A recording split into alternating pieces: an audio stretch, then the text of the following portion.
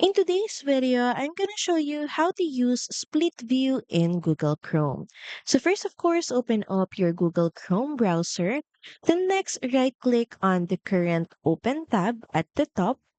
And here, choose Add tab to New Split View.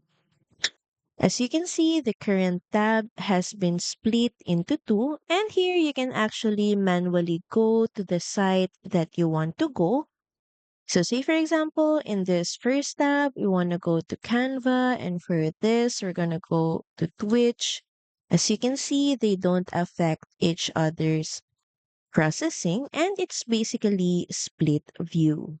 Here in the middle part of the split view, you can actually drag each tab from side to side to make adjustments. If you want another tab to be bigger and the other one smaller, you can adjust it according to your preference. And once arranged, you can work on both tabs simultaneously without switching back and forth. So that's pretty much it. Thank you very much for watching this video, and I'll see you again on the next one. Bye!